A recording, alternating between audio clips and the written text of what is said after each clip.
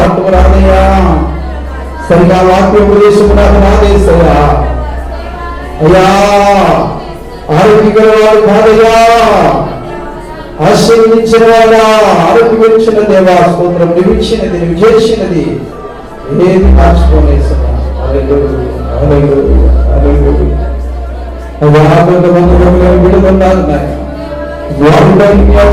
అద్భుతమైనటువంటి శక్తిని పంపించమని, నీ పట్ల చూసే వారికి ప్రేమ కలిగించమని ప్రార్థిస్తున్నాం. స్తోత్రం స్తోత్రం స్తోత్రం స్తోత్రం.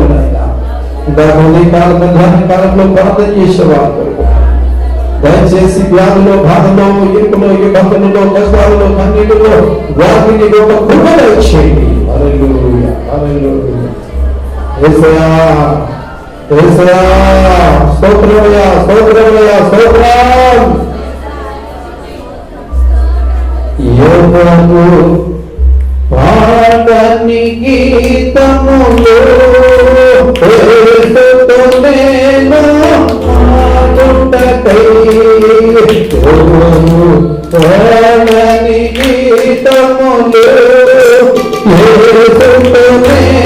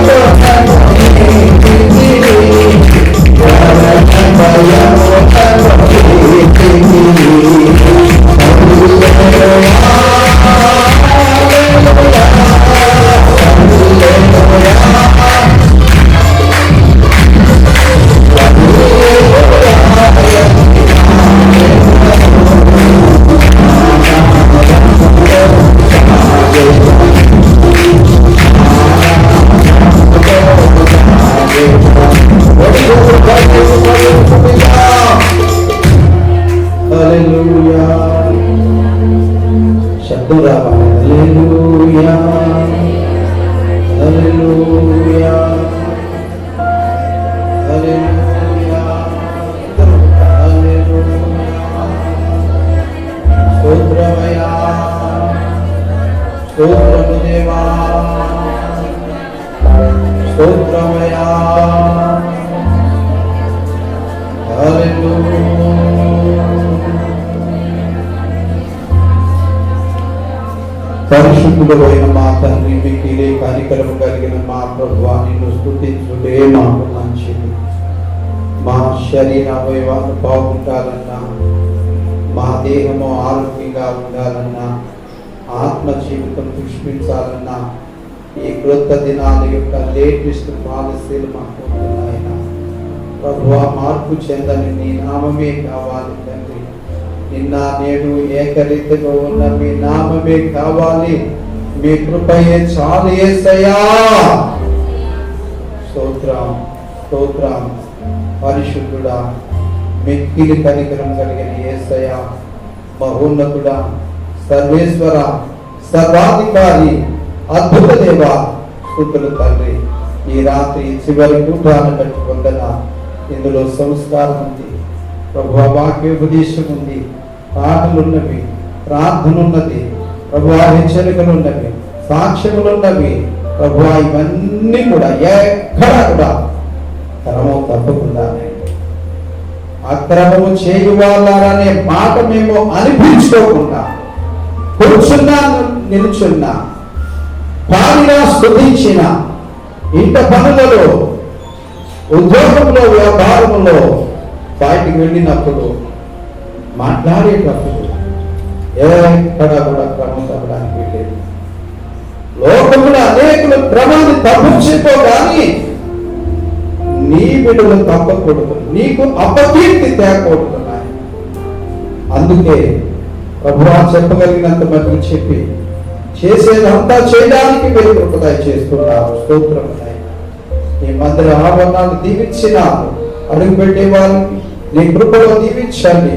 ఇక్కడ వారి పేర్లు ఉచ్చరిస్తున్నప్పుడు, వారు హాస్పిటల్లో ఉన్న, ఇంటిలో ఉన్న, ప్రయాణంలో ఉన్న, నీ అత్యధికమైన ఆశీర్వాదములతో నీ గొప్ప స్వస్థతలను వారికి కలుగ చేయమని ప్రార్థిస్తున్నాను. చాలా ప్రాముఖ్యంగా ఒకరు అఖిల్ అనేటువంటి చిన్న బిడ్డనైనా దయచేసి ప్లేట్లెట్స్ పెరగాలి, డెంగ్యూ జ్వరం విడిచిపెట్టాలి. యేసు నామములో విడుదల కలుగునుగా. ఇంకా ఎంతమంది కొరకు ప్రార్థన చేశామో వారందరూ నీ దయలో వర్ధిల్లుదురుగాక, స్వస్థత పొందుదురుగాక, ఆశీర్వదింపబడుదురుగాక, ఘనతనందుదురుగాక, కృపనందుదురుగాక, వివేకమునందుదురుగాక, జ్ఞానమునందుదురుగాక, అవివేకాన్ని విడిచిపెట్టుదురుగాక. యేసు నామములో ఈ రాత్రి కార్యక్రమాలన్నీ కూడా మీకే మహిమ, ఘనత, ప్రభావంలో చెల్లించినట్లుగా కృప దయచేయమని, మహిమ పొందుకొనమని యేసయ్య అతి శ్రేష్టమైన నామమున బట్టి ప్రార్థించి స్తుతించి వేడుకొనుచు ఉన్నాము తండ్రి. గట్టిగా చెప్తాం. దేవునికి స్తోత్రం. ఆయన నీతి నిత్యము నిలబడగా ఉంది. ఆయన తన ఆశ్చర్య కార్యములకు జ్ఞాపకార్థ సూచన నియమించి ఉన్నాడు. ఆయన ఆజ్ఞను బట్టి అధికముగా ఆనందించేవాడు ధన్యుడు. వాని సంతతి వారు భూమి మీద బలవంతులను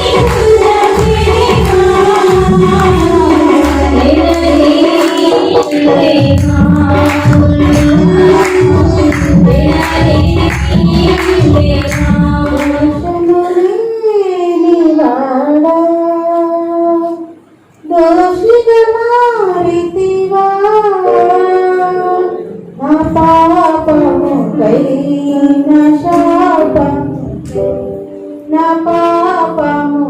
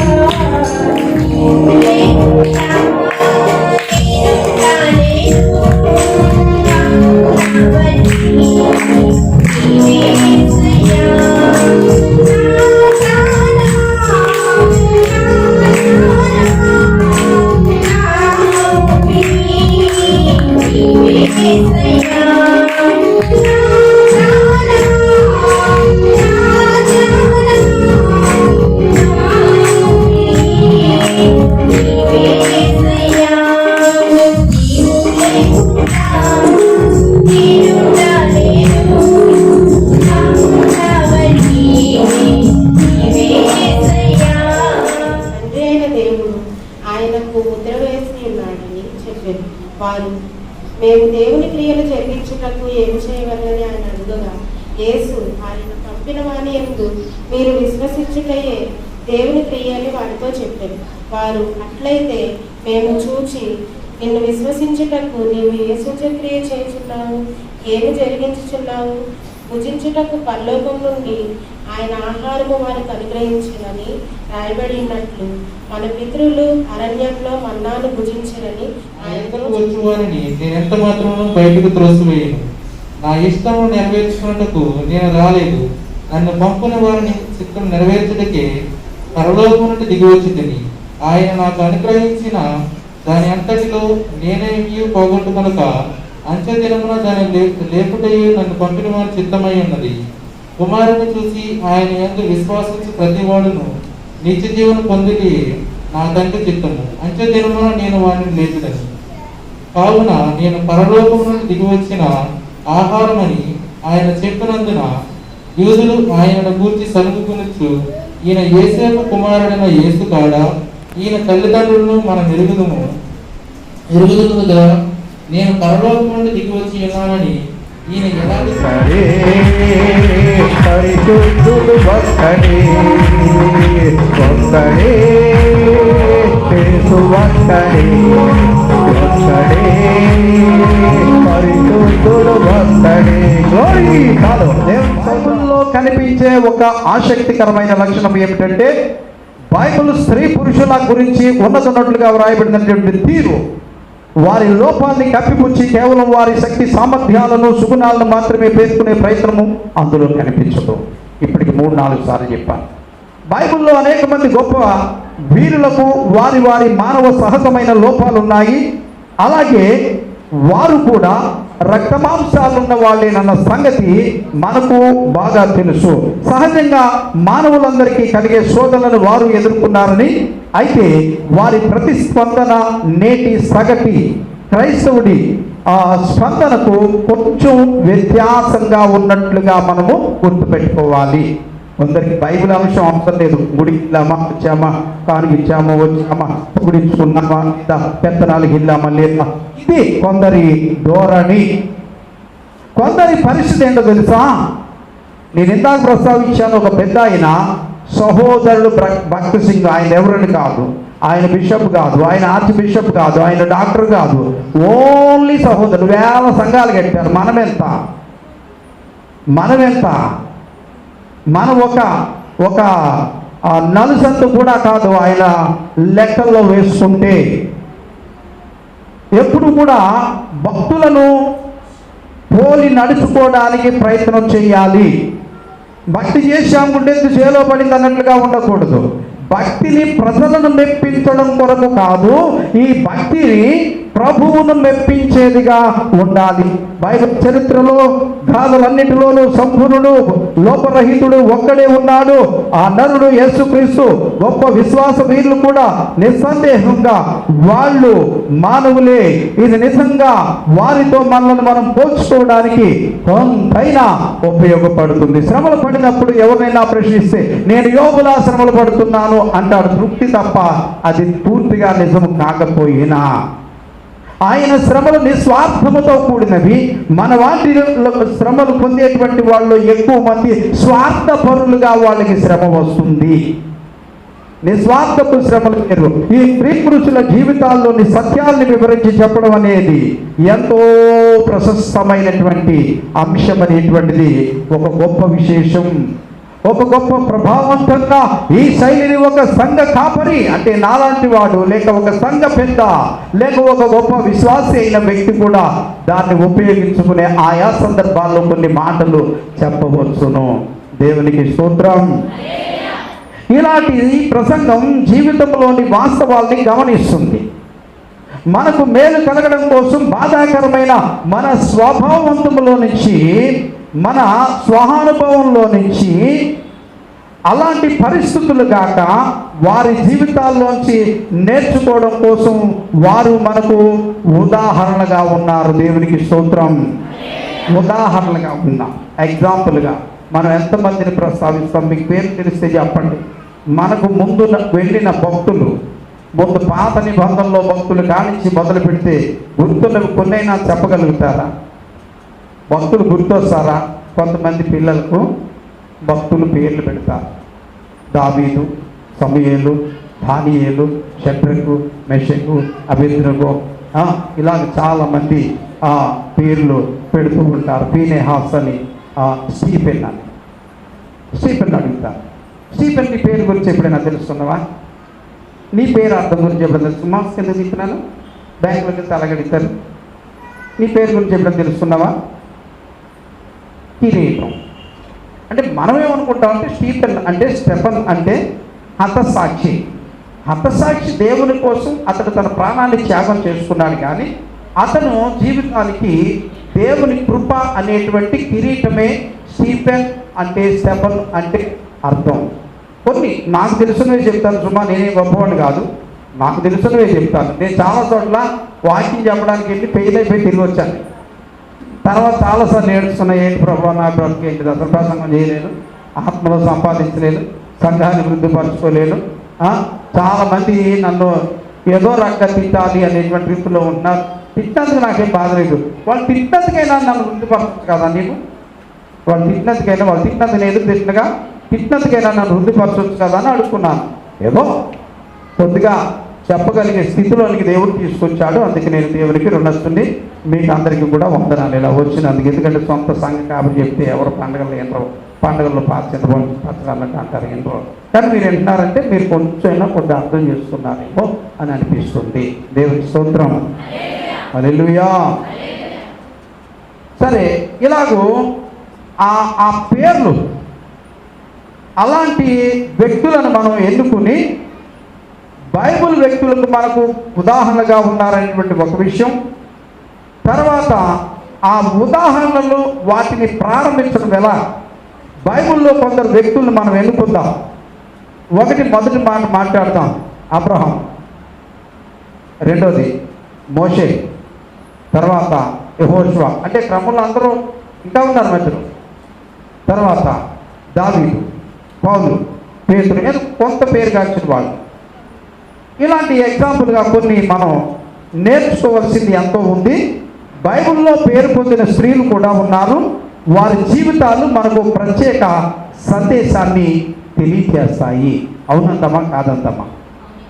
అవునన్నా కదా, గట్టిగా చెప్పాలి కదా మరి. అవునా? బుర్రకథలో మధ్యన ఒకడు ఉంటాడు, ఒక పెద్దది భుజం మీద వేసుకుంటాడు. దాన్ని ఏమంటారు?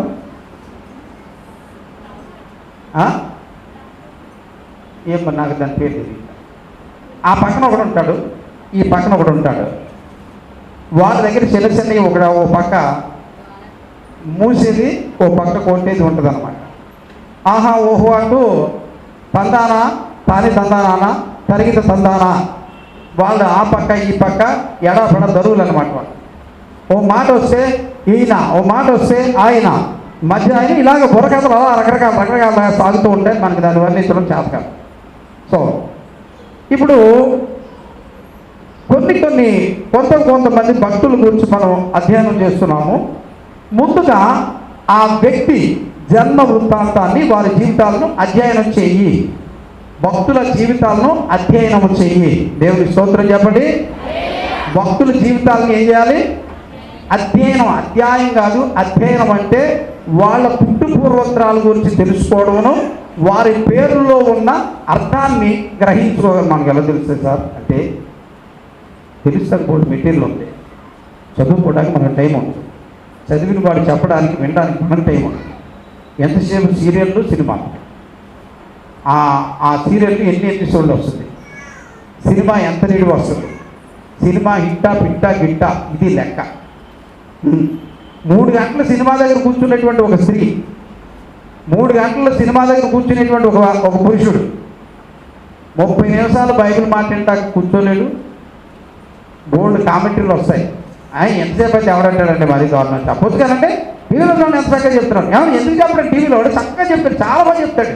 ఫోన్పే చూపిస్తాడు, పేటిఎం చూపిస్తాడు, గూగుల్ పే చూపిస్తూ ఉంటాడు, అకౌంట్ నెంబర్ చూపిస్తాడు. తర్వాత ఆ ఊరు కోడ్, బ్రాంచ్ కోడ్ ఉంటుంది, దాన్ని ఏమంటారు, ఐఎంఎస్ కోడ్ చూపిస్తాడు. దీనికి వేసేయండి, మీరు ఆశీర్వదించబడిపోతారు, మేము ప్రార్థన చేసేస్తాం. డబ్బులు ఇస్తే ప్రార్థన చేస్తుందా? అదొక లెక్క, అదొక పద్ధత, అదొక భద్రత, అదొక మంచి విషయం అంటారా? డబ్బులు లేకుండా మీరు చేస్తున్నారు. నేను అనగలుగుతున్నాను, చూస్తున్నాను కదా. నేను ఇంకా ఏ పనులు చేస్తున్నాను మీరు చూస్తున్నారు కదా. మీకు తెలుస్తున్న ఏ ఊర్లో అయినా సరే, మీ చుట్టాలు, మీ బంధువుల్లో, మీ స్నేహితులు, మీ మిత్రులు ఎక్కడున్నా సరే, అక్కడ వాళ్ళకి ఏమీ లేదండి. వాళ్ళ తాలూకు ఒక వ్యక్తి చనిపోయాడు, అక్కడ పెట్టికి బట్టికి కూడా డబ్బులు లేవు అన్నారు అనుకోండి, అందరి దగ్గర ఎవరి దగ్గర పోజేద్దాం నాకు చెప్పు, నేను అరువు కొని పంపిస్తాను పెట్టి 4 వాయిదాలు అక్కడ తీర్చుకుంటా, నా దేవుడు నన్ను ఆశీర్వదిస్తాను. దేవుని స్తోత్రం.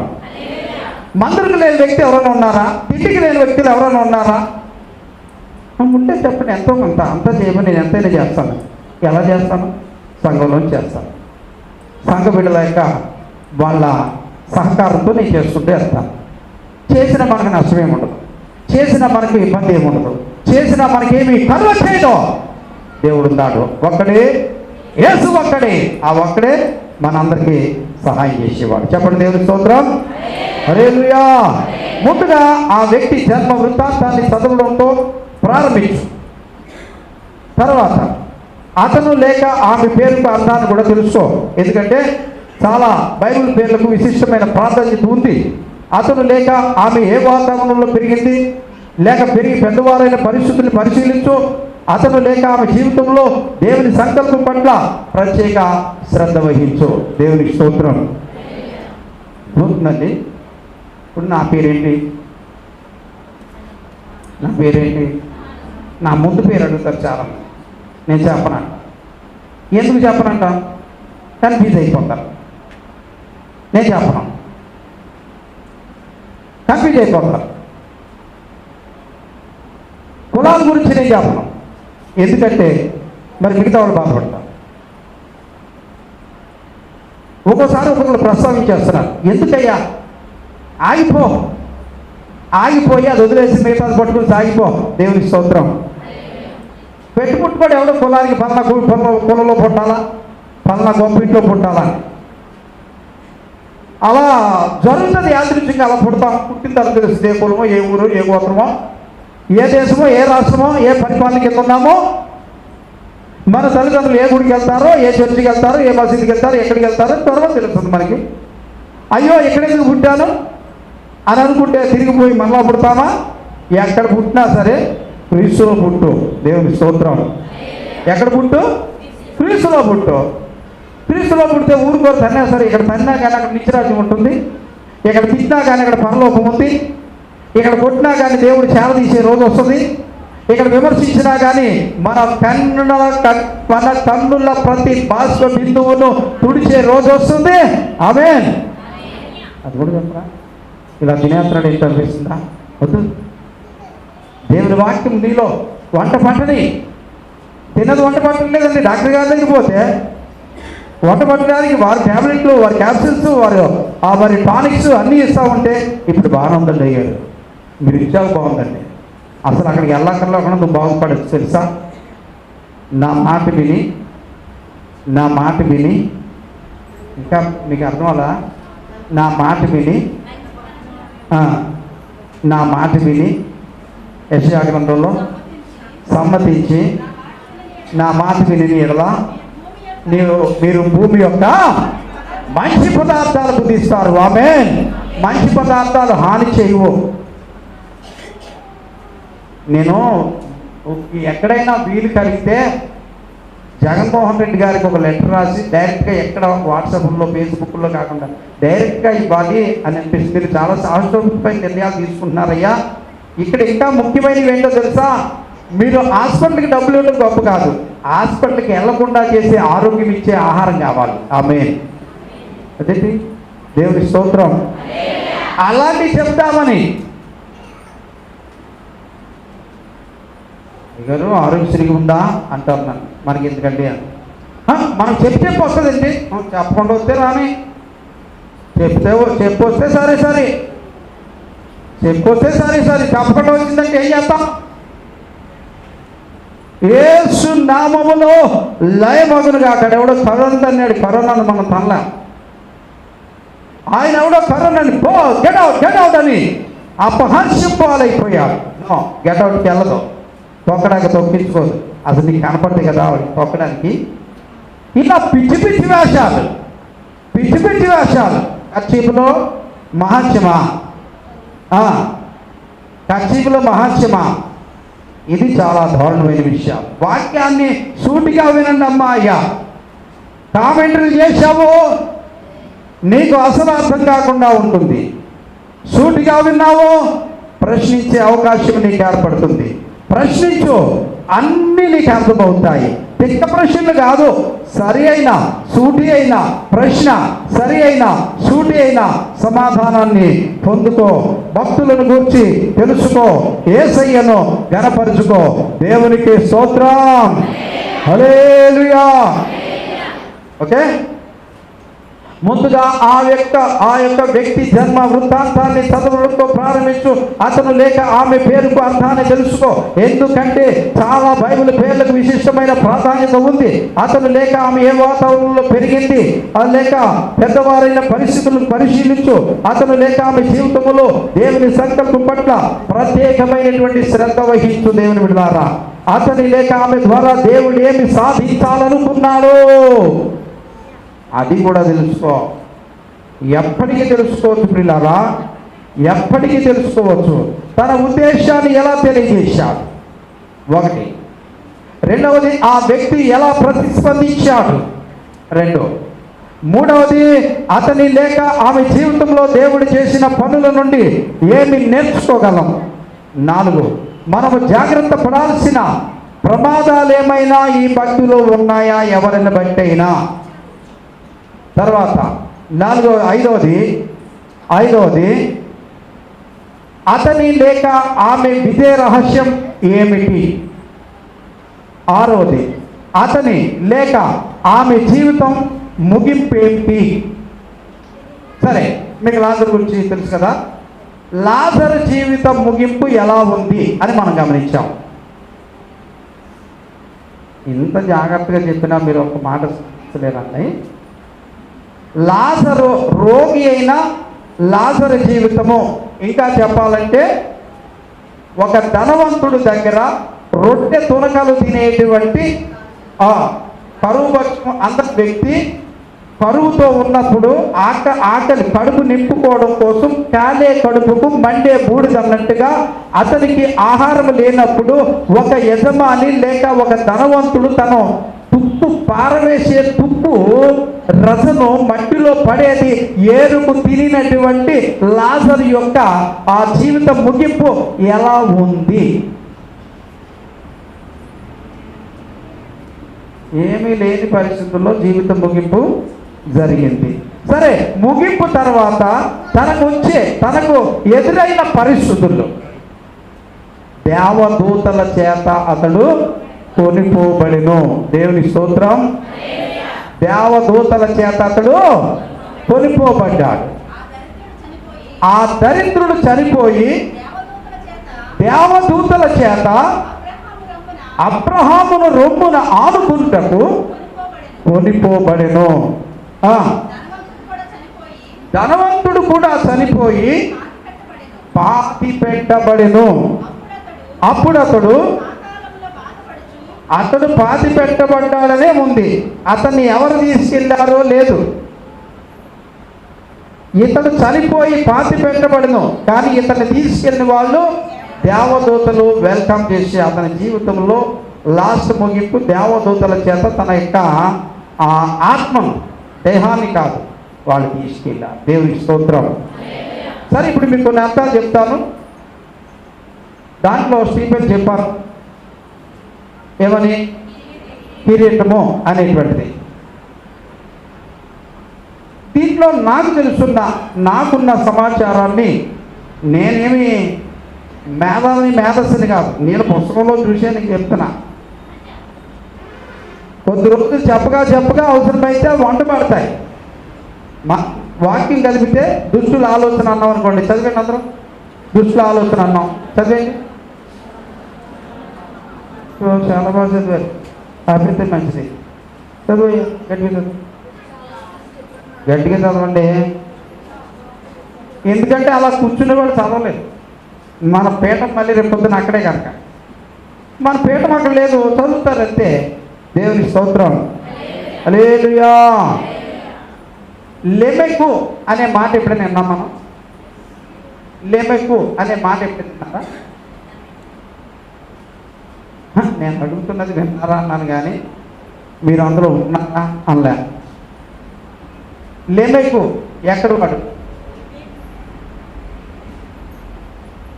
లెమెకు ఆదాం గురించి తెలియదా మనకి? ఆది కాండంలో లెమెకుని గురించి లేదా? అతని గురించి అంటే మనం ఇప్పుడు అక్కడికి వెళ్ళట్లేదు కాబట్టి దాని గురించి ఒక అర్థం ఏంటంటే పడద్రోయువాడు. లెమెకు అంటే పడద్రోయువాడు. లేవి గురించి తెలుసా? లేవి గురించి తెలుసా? లేవి గోత్రికుడు తెలుసా? మొక్క చెప్పండి. తెలుసా? ఎందులో వాడు? యాకోబు 12 గోత్రికుల్లో ఒకడు. అతనికి ఏం అర్థం ఉందో తెలుసా? హత్తి ఉండు. హత్తి ఉండు అంటే బాగా సమీపస్తుడుగా హత్తుకునేవాడు అనేటువంటిది తనకిచ్చినటువంటి అర్థం. తర్వాత ఇంకో కొద్దిమంది చెప్పి మళ్ళా మనం పాఠంలోకి వెళ్దాం. లోతు. లోతు ఇందాక మీకు ఏం చెప్పాలంటే భక్తుల యొక్క జీవితాలను అధ్యయనం చేయాలి, వారి పేర్లలో ఉన్న అర్థాన్ని తెలుసుకోవాలి. అందుకే పెన్ను, పుస్తకము, పేపరు తెచ్చుకోండి. లేకపోతే పెన్ను తెచ్చుకుంటే బైబిల్లో ఖాళీ ప్రదేశాల్లో అధ్యాయం ముగిసేటప్పుడు ప్రారంభానికి ముందు కానీ ఆ ఖాళీ గ్యాప్లో రాసుకోవచ్చు, తప్పేం లేదు. లోతు అనగా దాచబడిన మసక.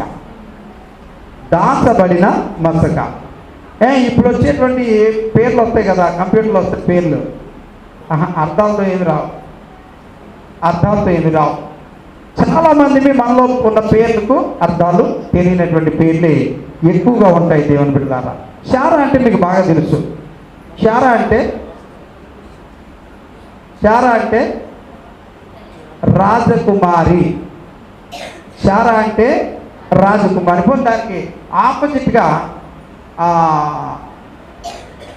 హాగర్ ఉంది కదా, హాగర్కి ఉన్న పేరుకి అర్థం ఏంటి తెలుసా? ఈమెమో రాజకుమారి. ఎవరో శారా. హాగర్కి ఏం పేరు ఉందో తెలుసా? దేశదిమ్మరి. దేశదిమ్మరి. ఇంకా షేయిరు అంటే అరణ్య భూమి. ఉజ్జాయింపుగా అప్రాక్సిమేట్గా కొన్ని మీకు చెప్తానంతే. తర్వాత ఇంకేంటంటే షెకెము. షెకెము యజమానులని, షెకెము గోపురం అని మనం విన్నాం. షెకెము అంటే భుజము. దేవుని స్తోత్రం. భుజము గట్టిగా చెప్పండి. దేవుని స్తోత్రం. షీనారు అంటే బబులోను రాజ్యము. షీనారు అంటే బబులోను రాజ్యము. తర్వాత ఇంకా కొన్ని మాటలు మీకు చెబుతాను. షారోను పొలములో పూసిన పుష్పమా అని మనం పాడటం లేదా? షారోను అంటే మైదానము. దేవుని స్తోత్రం. షారోను అంటే మైదానము అనేటువంటి అర్థం ఇస్తుంది దేవుని బిడ్డలారా. ఇంకా కొన్ని చెప్తాను చూడండి. ఇందులో అక్కడక్కడ ఎందుకు చెప్పుకొస్తున్నానంటే ఇప్పుడు సమూయేలు గురించి చూడండి. సమూయేలు అంటే మనం ఏమంటాం? అతడు దేవుని స్వరము వినెను అని మాట్లాడతాం. అందుకనే సమూయేలు అనేటువంటి పేరు ఆ దేవుని కృపను బట్టి తల్లి పెట్టుకుంది. దాని అర్థం కూడా అదే, దేవుని స్వరము విన్నవాడు. దేవుని స్తోత్రం. ఎవరు? సమూయేలు. సమూయేలు అని పేరు పెట్టుకున్న వాళ్ళు ఎవరు కూడా దురలవాట్లకు పోకుండా ఉంటే సరిగ్గా ఆ మాట వాళ్ళకు వర్తించేదిగా ఉంటుంది. నీవు సమూయేలువా, నీవు దేవుని స్వరము విన్నవాడు అని అర్థమిచ్చే పేరు నీకు వస్తుంది. దేవునికి స్తోత్రం. హల్లెలూయా. సరే, ఇలాగూ అనేక రకాలు. షేము పేరుకు షేము, హాము, యాఫెతు. షేము అంటే ప్రఖ్యాతి. హాము అంటే నల్లని వాడు అనేటువంటి నల్లటి వాళ్ళందరూ కూడా ఏమంటారంటే ఏ దేశాలు అంటారు? ఆఫ్రికా ఖండాలు అని అంటారు అన్నమాట. ఓకే, సిరియా అంటే మెరక భూమి. సిరియా అంటే మెరక భూమి. ఈ 4 చెప్పిన తర్వాత అప్పుడు మళ్ళా ఏదో ఒక భక్తులు లేదా కొందరు భక్తుల గురించి మనం ఎత్తుకుంటాం. సీదోను అంటే ఎక్కడుంది? సారెపతే అనే మాట విన్నారా? సారెపతే సీదోను ప్రాంతంలో ఉంది. దాని అర్థం ఏంటి? దుర్గము అంటే గోడ. దేవునికి స్తోత్రం, హల్లెలూయా. సాదోకు అనే మాట ఎప్పుడు విన్నామా? సాదోకు దావీదు దగ్గర యాజకులుగా పనిచేసినటువంటి వాళ్ళు ఒక వ్యక్తి సాదోకు అనే పేరు.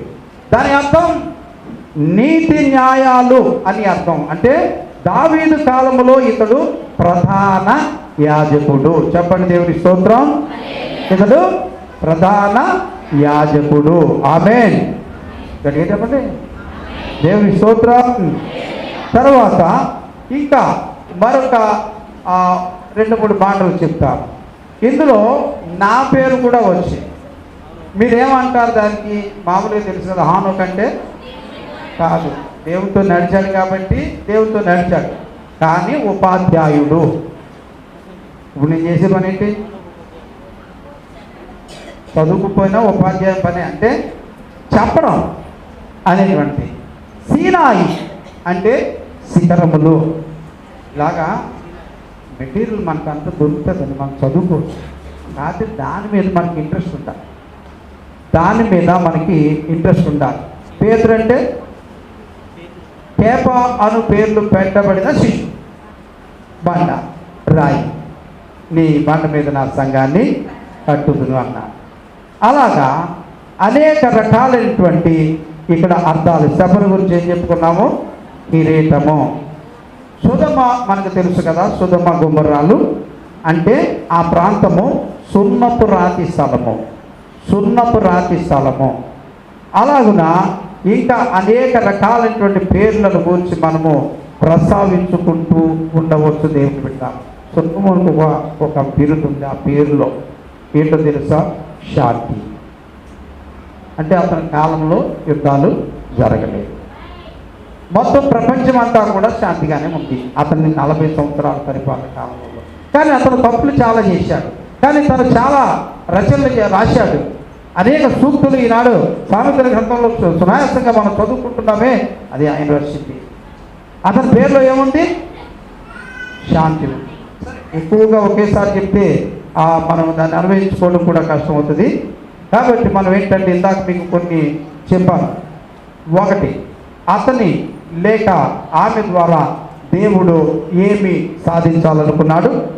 2 తన ఉద్దేశాన్ని ఎలా తెలియచేశాడు.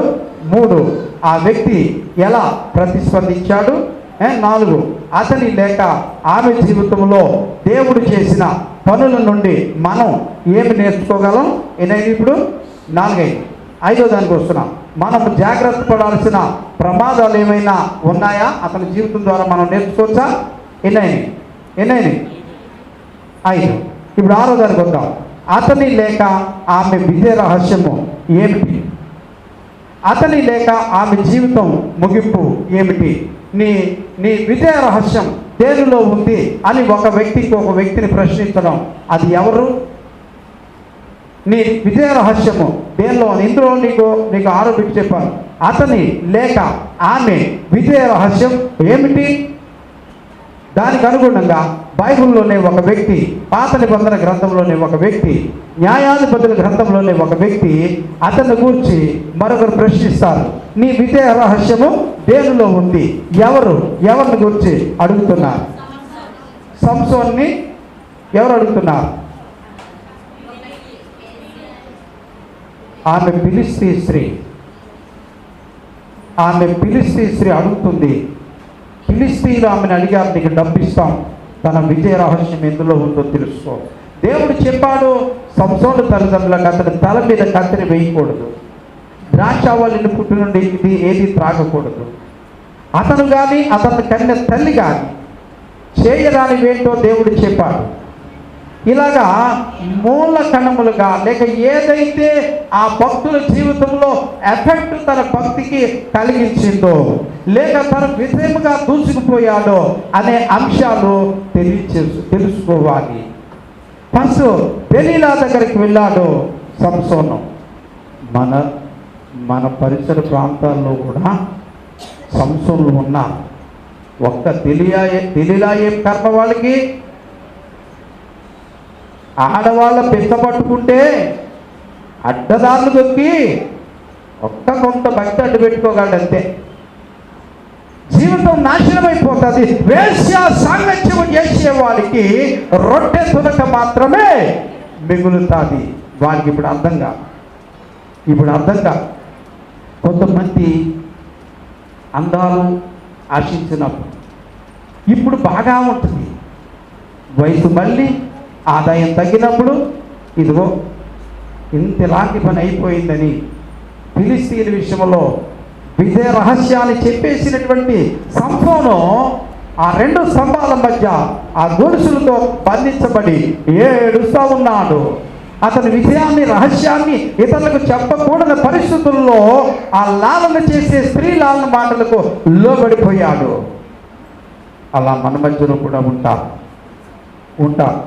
జీవిత చరిత్ర ప్రసంగానికి ఒక ఉదాహరణ ఏంటంటే ఈ గొప్ప వ్యక్తుల నుంచి మనం నేర్చుకోవాల్సిన పాఠాలు ఎన్నో ఉన్నాయి. దేవుని పిల్ల దావీదు జీవితం చూద్దాము. జీవిత చరిత్ర ప్రసంగానికి చిన్న ఉదాహరణగా దావీదు జీవితాన్ని క్లుప్తంగా మనం పరిశీలన చేసుకుందాం. గట్టిగా సూత్రం చెప్పండి. నిద్రొస్తే గట్టిగా స్తోత్రం చెప్పండి. నిద్రొస్తే దేవునికి స్తోత్రం. మీకు నిద్ర రావట్లేదు, అర్థమైంది. సరే, దేవుని హృదయానుసారుడైన వ్యక్తి ఎవరు? దావీదు. అతని పేరుకు దేవుని ప్రియుడు అని అర్థం. అతని హృదయానుసారుడైన వ్యక్తిగా అతడు పిలువబడ్డాడు. దేవుడు అతన్ని ఎందుకు ఇలా పిలిచాడు? దేవుని హృదయాన్ని ఆకర్షించినది ఏమిటి? ఈ వ్యక్తి నుండి మనం నేర్చుకునేది ఎంతో ఉంది. దేవుని హృదయానుసారుడైన వ్యక్తి, దేవుని హృదయంలో దావీదుకు ఒక ప్రత్యేక స్థానం ఉందని మనము అర్థం చేసుకునేందుకు చూడాల్సిన ఇప్పుడు పరిస్థితి ఉంది. దేవునికి స్తోత్రం. అయితే పరిపూర్ణుడైన వ్యక్తి కాదు. అతని లోపాలు అందరికీ తెలుసు, దేవునికి తెలుసు. అయితే దేవునికి అతని మీద ఉన్న దేవుని అభిప్రాయాన్ని అవేమి మార్చలేకపోయాయి. చెప్పండి స్తోత్రం. సన్నగిలిపోయారు, చూసారా? సన్నగిలిపోయారు. స్ట్రాంగ్గా మొదటి ఉన్నంత స్ట్రాంగ్గా చివరి దాకా ఉండలేదు. ఎందుకో తెలుసా? నడుము లాగొచ్చు, నిద్ర రావచ్చు, టైం అయిపోయింది, ఎప్పుడు వెళ్ళిపోద్దామా అని అనిపించవచ్చు. మొదలు పెట్టా కదా, త్వరగా ముగించేద్దాం. చెప్పండి దేవుని స్తోత్రం. తర్వాత పరిపూర్ణతకు మనమైతే చాలా దూరస్తులమే. నీవు కాదా పరిపూర్ణుడు? కాదా? పరిపూర్ణత పొందే స్థాయిలోనే ఇప్పుడు ఈ ప్రయాణం. నా యేసు మార్గంలో కష్టాలు ఎన్నో, కన్నీరు ఎంతో, ఎదురు దెబ్బలు ఎన్నో అయినను ఈ ప్రయాణము ఆగదు. స్పందించదు. ఈ ప్రయాణము ఆగదు. చెప్పండి స్తోత్రం. అయినప్పటికీ దేవుడు మన యందు ఆనందించగలడు. మానవ బలహీనతలన్నీ ఈ దావీదు ఉన్నవాడే. తర్వాత సామర్థ్యాలు, బలహీనతలు కలగలిపిన విలక్షణమైన వ్యక్తి ఇతను. విజయాలు సాధించాడు. వ్యక్తిగత జీవితంలో అపజయాలు మూటకట్టుకున్నాడు. ఈ విలక్షణమైనటువంటి పద్ధతిలో ఆ వ్యక్తి యొక్క వ్యక్తిత్వాలు కొన్నిసార్లు మార్చబడిపోయాయి. దేవుణ్ణి సంతోషపెట్టాలని ఆరాటపడ్డాడు, కానీ చివరకు తరచూ ఆయన్ని దుఃఖ పెట్టడమే జరిగింది. కానీ మొట్టమొదటి ఇతనికి ఒక బిరుదు ఉంది. ఏంటి? దేవుని ఇష్టానుసారుడు, హృదయానుసారుడు. చెప్పండి స్తోత్రం. గట్టిగా చెప్పండి. ఓకే. ఇంకొకటి ఏంటంటే, తన జీవితంలో దేవుని ఏలుబడిని కోరుకున్నాడు, కానీ తన ఇష్టానుసారంగా చేశాడు. బైబిల్ మన దగ్గర ఉందండి, మనం చదువుకుంటాం, మనం వింటాం, మనం తెరచుంచుతాం, చెప్పింది అండర్లైన్ చేసుకుంటాం, ఇంటికి వెళ్ళాక చదువుకుందాం అనుకుంటాం. కానీ విధానాలు మారిపోతాయి, పరిస్థితులన్నీ తలక్రిందులైపోతాయి. మరలా వచ్చి అడిగేసరికి అది గుర్తుండదు. వ్యాపకాలు ఎక్కువైపోయి జ్ఞాపకాలు తగ్గిపోతాయి, పరిస్థితులంతా తలక్రిందులైపోతూ ఉంటాయి. దావీదు అట్లనే చేశాడు. దేవుణ్ణి అధికంగా సంతోషపెట్టాలని 30,000 మంది వాద్య కళాకారులను, పాడేవారిని, స్తుతించేవారిని, గానం చేసేవారిని ఏర్పాటు చేశాడు. తంబుర సితారాలను ఏర్పాటు చేశాడు. యాజకులను ఏర్పాటు చేశాడు. లేవీయులను క్రమ పద్ధతుల్లో ఉంచాడు. మందిరంలో అతను కట్టకపోయినా సరే అతడు బలులు అర్పించేవాడు. అతడు ఎన్నో వస్తు సముదాయ సామాగ్రిని సమకూర్చిన వాడు. దేవునికి ఎంతో చేయాలని ఎంతో ఆరాటపడినటువంటి వ్యక్తి చివరికి వచ్చేసరికి తన వ్యక్తిగత జీవితంలో దెబ్బతినేశాడు. ఉన్నత శిఖరాలను అందుకున్నాడు, విషాదకరమైన లోతుల్లోనికి దిగిపోయాడు. దావీదు దివ్య పురుషుడు కాడు, మనలాంటి మానవ దేశం కలిగిన వాడి ప్రత్యేక పనికి ఎన్నుకోబడ్డాడు దేవుని చేత. దేవుని స్తోత్రం చెప్పండి గట్టిగా, 2 చేతులు ఎత్తి హల్లెలూయా. బాహ్యంగా చూడడానికి ఆకట్టుకునే విధంగా మెప్పించే రీతిలో ఉన్న తన అన్నలందరిలో నుంచి దేవుడు అతన్ని ఎన్నుకున్నాడు. ఏలీయాబును చూస్తే సమయాలు కూడా అర్థం కాకుండా తలక్రిందులైపోయాడు. నిజముగా దేవుడు కోరుకున్న వ్యక్తి ఇతడే అని తన అన్న ఆకృతిని చూసి సమయాలు కూడా మోసపోయాడు. అంటే దావీదు దగ్గర శరీరాకృతి ఆకర్షించే స్థితిలో లేదు. దేవునికి స్తోత్రం. ఏముంది అతని దగ్గర? హృదయానుసారుడిగా, హృదయాన్ని ఆకర్షించే వ్యక్తిగా ఉన్నాడు. నేను మీకు ముందే చెప్పాను, స్త్రీ అయినా, పురుషుడైనా, భక్తురాలైనా, భక్తుడైనా, ప్రవక్త అయినా, ప్రవక్తనైనా, సేవకుడైనా, సేవకురాలైనా, మంచి చెడ్డలు కలగలిపిన జీవితాలు చాలా మందిలో ఉంటాయి. అలాగని బైబిల్ మంచి విషయాలనే ప్రచురించి చెడ్డవాడిని పక్కకు నొక్కి పెట్టేది కాదు. వాళ్ళు ఏం చేశారో అన్నీ చెప్పింది బైబిల్. దేవుని స్తోత్రం చెబుదామా? హల్లెలూయా. చెప్పి నేను అలసిపోతున్నానా? విని మీరు అలసిపోతున్నారా? దేవుని బిడ్డలారా గమనించండి, మంచితనం అంటే మించినా రాదట, ఆలోచించినా అదే. ఇది లోక సూక్తి అయితే, దినములు చెడ్డవి కనుక సమయాన్ని పోనీయక సద్వినియోగపరుచుకొనుచు అజ్ఞానులుగా కాక జ్ఞానులుగా నడుచుకోవడమే వాక్యం వినడం అంటే. నీ వాక్యము నా పాదములకు దేవునికి స్తోత్రము కలుగునుగాక. అంత చక్కగా చెప్తున్నారు మీరు దేవుని బిడ్డలారా. తర్వాత దేవుని చేత పిలువబడిన ప్రతి వ్యక్తి పరీక్షించబడి నిరూపించబడాలి. తర్వాత అతడు పరీక్షకు గురయ్యాడు.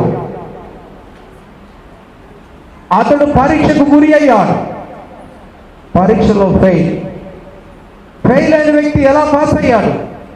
పశ్చాత్తాపం ద్వారా, తిరిగి సప్లిమెంటరీ ద్వారాగా అతడు మరలా ఆ పరీక్షలో దేవుడి దగ్గర గెలుచుకున్నాడు. దేవుని స్తోత్రం చెబుదామా? తర్వాత ఏంటంటే, యేసు ప్రభువుకి అరణ్యములో పరీక్ష ఎదురైందని మనకు 4వ అధ్యాయం మత్తయి సువార్తలో 1 నుంచి 11 దాకా ఉంటుంది. అంత చదవకర్లేదు. ఆ పరీక్ష ఎట్లా సాగింది అది మనకు బాగా ఎప్పుడు తెలుసా? 40 దినాలు ప్రార్థన ఆరంభమైనప్పుడు యేసు అరణ్యములోనికి ఆత్మచేత కొనిపోబడెను. చాలా దినాలు ఆ ప్రసంగాలు సాగుతాయి. అక్కడ అపవాది చేత ఆయన శోధించబడేటువంటి పరీక్షను గురించి ప్రస్తావిస్తాం. పరీక్ష మీకు కలిగినప్పుడు మీకేదో వింత సంభవించినట్లుగా అన్నట్టుగా 1వ పేతురులో 4వ అధ్యాయము 12వ వచనాలు చదివేసేది. త్వరగా అయిపోతుంది, ముగించేస్తా. మిమ్మును శోధించుటకు మీకు కలుగుచున్న అగ్ని వంటి మహాశ్రమలు, వ్యాధి శ్రమలు, ఆర్థిక శ్రమలు, భక్తి శ్రమలు, ఆధ్యాత్మిక శ్రమలు, సంఘములో శ్రమలు, బయట వారి వలన శ్రమలు, మహాశ్రమలను గురించి మీకు ఏదో ఒక వింత సంభవించినట్లు ఆశ్చర్యపడకండి. ఇలాంటి శ్రమ వచ్చినప్పుడు, ఇలాంటి పరిస్థితి, దుస్థితి, పరీక్ష ఎదురైనప్పుడు క్రీస్తు మహిమ, క్రీస్తు మహిమ నీ ద్వారా, నీ వ్యాధుల ద్వారా, నీవు తర్వాత పొందబోయే స్వస్థత ద్వారా ఆ మహిమ నీ ద్వారా వెల్లడిపరచబడితే ఒక శిష్యులు అన్నారు, ప్రభువా వీడు పుట్టుగుట్టుగా పుట్టడానికి ఎవడు పాపం చేశాడు? వీడి తల్లిదండ్రులు అన్నారు. వీడు కాదు, వీడి తల్లిదండ్రులు కాదు, ఎవరు? దేవుని క్రియలు వీడి ద్వారా ప్రత్యక్షపరచబడటానికి వీడు గుడ్డివాడిగా పుట్టాడు. కొంతమంది ఏమంటారు, వాళ్ళ అమ్మ బాబు ఏ పాపం చేశారు? అవి ఉన్నాయి, కానీ ఆయన చెప్పిన కాదు అది కాదు, అవి ఉన్నాయి.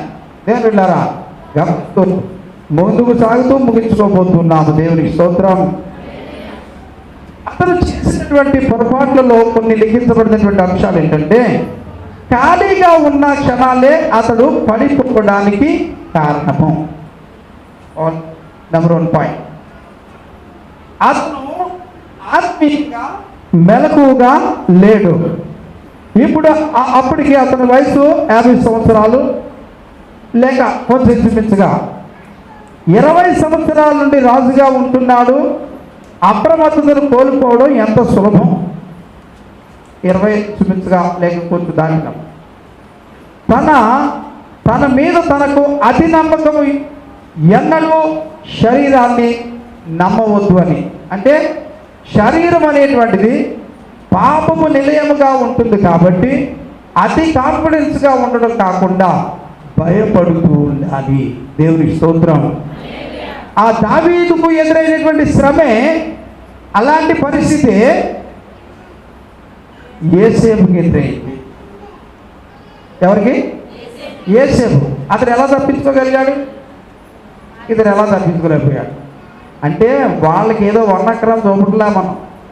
వాళ్ళ జీవితంలో నుంచి వాళ్ళ జీవిత గమనం అనే సత్యాలను తెలుసుకుంటే మిగతా మన జీవితంలో మనకు మెలకువలు తెలుస్తాయి. ఆమేన్. చూసారు, ఒకళ్ళు ఇద్దరు చెప్తారు ఆమేన్ అంటే. మెలకు తెలుస్తాయి అట్లా జరుగును కాకంటే మనకు మెలకువలు ఎందుకంటే మనమే పెద్ద మెలకువ అనిపిస్తుంది కొందరికి. దేవునికి స్తోత్రం. ఆ మెలకువలు ఈనాడు యేసేపుని చూస్తే వింటే అతని గురించి చాలామంది జాగ్రత్త పడ్డారు. దావీదును చూసినప్పుడు కొందరు జాగ్రత్త పడకపోవచ్చు, కానీ దావీదు తిరిగి పశ్చాత్తాపడిన తర్వాత తిరిగి మనలో ఆయన మందలో చేర్చుకున్నప్పుడు అప్పుడు అర్థమైంది చాలామందికి, అమ్మో పడిపోతే ఎంత దెబ్బో, పడిపోతే అందరూ నీచంగా చూస్తారు, పడిపోతే చాలామంది అసహ్యంగా చూస్తారు. భక్తి చేసేవాళ్ళే, బైబిల్ చదివాళ్ళే, బోధ చేసేవాళ్ళే, అక్కడో గొప్ప ఎక్కడో గొప్ప, అక్కడో మాట ఇక్కడో మాట, అక్కడో పని ఎక్కడో పని, చెప్పినట్టుగా లేదు జీవితం అని అప్పుడు ఎద్దేవా చేసి దెబ్బ పొడుస్తూ మాట్లాడుతుంటే అయ్యో ఈ యొక్క ఆగడాలను తట్టుకోలేకపోతున్నాను, నేను ఇంత నీచంగా జీవించబట్టే కదా నా పరిస్థితి ఎలా వచ్చింది, ఇప్పుడు మరలా దీన్ని మార్చుకోవాలంటే చాలా తంటాలు పడాల్సి వచ్చింది కూడా. దేవుని బిడ్డలారా, అలాగే పిల్లరా, భౌతిక ఐశ్వర్యాల వలన, విలాసాల వలన వాంఛ జనిస్తుంది. తాను భ్రష్టుడు కాకుండా ఉండడం కోసం పౌలు తన శరీరాన్ని 1 కొరింథీ 9వ అధ్యాయము 27వ వచనం చదివేసి ఇక్కడితో ఆపేసేస్తాను. గాలిని కొట్టినట్లు నేను పోట్లాడటలేదు, కానీ ఒకవేళ ఇతరులకు ప్రకటించిన తరువాత ఇంత ప్రకటించి సువార్త సభలెట్టి ఉపవాస కూటాలు పెట్టి అక్కడ సభ ఇక్కడ సభ, అక్కడ పని ఇక్కడ పని, అక్కడ వైద్యం ఇక్కడ వైద్యమని ఇన్ని రకాలుగా చెప్పిన తర్వాత ఎక్కడైనా తేడా వచ్చి నేనేమైనా భ్రష్టుడిని అయిపోతానేమోనని పౌలు తన శరీరాన్ని ఏం చేస్తున్నాడు? పౌలు శరీరాన్ని సుఖపెట్టాడు అంటారా? మాట్లాడరేమండి? మీరు అలా మౌనంగా ఉంటే ప్రసంగం మళ్ళీ స్టార్ట్ చేస్తాను అంతే. ఎక్కడో అక్కడ విని విని పడుకుని పోతారు, పొద్దున్న లేచి వెళ్తారు ఆరాధన అయిపోయాక. చెప్పండి మరి, పౌలు తన శరీరాన్ని ఏం చేశాడు? నలగొట్టుకున్నాడు. నలగొట్టుకుంటే కర్రచి కొట్టుకున్నాడా? లేదా బొబ్బా చువ్వలు తీసుకుని కొట్టుకుని దెబ్బలు కనపడతాయి కానీ ప్రమాదం అయితే ఏముండదట ఒకరు చెప్పారు. అలా కొట్టుకున్నాడా? కాదు, శరీరాన్ని సుఖానికి దూరం చేశాడు. శరీరాన్ని సుఖానికి దగ్గరగా వెళ్ళనివ్వకుండా జాగ్రత్త పడ్డాడు. కష్టపడి బ్రతకాలి, చెమటోడ్చాలి, ప్రార్థించేటప్పుడు కూడా సౌఖ్యాలు దూరం చేసుకోవాలి. ఆరాధనకి వెళ్ళినప్పుడు నడువు లాగుతుంది, కాళ్ళు లాగుతాయి, విసుకోకుండా. నువ్వైతే అలా ఉంటావే అంటే నేను ఉంటానండి, నేను ఉంటాను, నాకేం కావాలి? వాక్యం కావాలి. నువ్వు చెప్పిన పర్లేదు, ఇంకోళ్ళు చెప్పిన పర్లేదు. వాక్యం ఎవరిది? వాక్యం ఎవరిది? మరి దేవుని వాక్యం వింటాం. దానికోసం కష్టం అయిపోతుంది. వెళ్ళడం కష్టమే, రావడం కష్టమే. ఒకసారి కరెంట్ ఉండదు, చీకటి వస్తుంది, ఒకసారి చలి కొనుక్కుపోతాం, ఒకసారి వర్షం తడిచిపోతాం, ఒకసారి ఎండ ఉక్కపోతుంది, కరెంట్ అయిపోతుంది. ఏం చేస్తాం? ఎవరైనా వస్తారు ఇదే భక్తి అంటారు, ఆపేయమంటారు. సువార్త చెప్తుంటే పత్రికలు చింపేస్తారు, బైబిల్ చింపేస్తారు. ఏంటంటే అసౌకర్యంలో భక్తి కొనసాగుతుంటే ఇది ఒక పరీక్ష. అలాంటి వ్యక్తుల జీవితంలో, భక్తుల జీవితంలో వాళ్ళు కలిగినటువంటి అంశాలు మనకి ఈ రోజున మనకి ఒక నేర్చుకోవడానికి అవకాశం ఉన్నట్లుగా మనము భావించవచ్చు. చాలా అంశాలు ఉన్నా కానీ ముగించేసి సంస్కారం ఇచ్చేసి ఆశీర్వాదం ప్రార్థించి నువ్వు ప్రార్థన చేస్తారు. దేవుడి మాటలను మన అందరి వినికిడిలో దీవించి ఆశీర్వదించి కాపాడును కాక.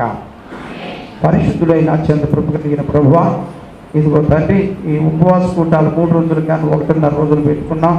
పరిస్థితులన్నీ కూడా ఇబ్బందికరంగా ఉన్నా వీటిని మరి కేవలం నిరాడంబరంగా కొనసాగుతూ వచ్చాం. అనేకుల కొరకు ప్రార్థించాం, బిడ్డలు పాడారు, స్తుతించారు, వాక్యం విన్నారు, సహకరించారు, ప్రోత్సహించారు. ఇందుని బట్టి బిడ్డలకు ఆశీర్వాదం కలిగినట్టు కృప దయచేయండి. ఇంకా పరిచర్యలు వెనకబడుతున్నారు, బిడ్డలను మీరు బలపరచండి, కాపాడండి. సంస్కారం సంబంధించినటువంటి పదార్థాలు, రొట్టెయు ద్రాక్షారసమని ప్రభువా, గోధుమలతోనూ ప్రభువా, ఇదిగో తండ్రి ద్రాక్ష పండ్ల నుంచి తీసిన రసం అనేటువంటిది ప్రభువా నీ శరీర రక్తాలుగా వాటిని అయా ఇగో మీరు తెలియజేశారు. అందుకు అలాగ మేము భావిస్తూ వాటిని తీసుకున్నప్పుడు ఎవడు నా శరీరం నా రక్తం త్రాగుని వాడే నిశ్చయం గలవాడని అన్నావు ప్రభువా. మా తండ్రి మీకు స్తోత్రం స్తోత్రం స్తోత్రం నైనా. దయచేసి మా హృదయాలు అయాగో దావీదుకు నీకు ఇష్టానుసారుడు ఎలా బ్రతికాడు, పొరపాట్లు జరిగినప్పుడు తిరిగి ఒప్పేసుకుని వెంటనే ప్రభు తప్పిదాలు దాచేవాడు వర్ధిల్లుడు, వాటిని ఒప్పుకునేటివి విడిచిపెట్టేవాడు అయాగో కనికరం పొందుతాడు. అదే రీతిలో మళ్ళా తిరిగి ఆ పరీక్షలో మళ్ళా సప్లిమెంటరీ ద్వారా గెలుచుకుంటూ వెళ్ళి మళ్ళా నీ ఇష్టానుసారుడు అయిపోయాడు. కడుక్కున్నాడు, శుద్ధి చేసుకున్నాడు, పాపం పోయినట్లుగా నన్ను బాగా కడుగుమని అతను మాట్లాడాను. అలాగ దయచేసి బిడ్డలందరినీ కృపలో కాపాడి దీవించి ఆదరించి ఆశ్రయించి వాక్యాన్ని క్షుణ్ణంగా చదివి భక్తులను గురించి తెలుసుకుని వాటి అర్థాల గురించి కూడా అప్పుడప్పుడు తెలుసుకుని వాటిని జాగ్రత్తగా గుర్తుపెట్టుకుని నా పేరుకు అర్థమేంటో అనేటువంటి తెలుసుకునేటువంటి ఆసక్తి బిడ్డలకు దయచేయండి. అలా జీవించడానికి కృప దయచేసి మనకి అర్థం పొందుకున్నామని యేసయ్య పరిశుద్ధ నామంలో ప్రార్థించి స్తుతించి వేడుకొని ఉన్నాము తండ్రి. గట్టిగా స్తోత్రం చెప్పండి. హల్లెలూయా.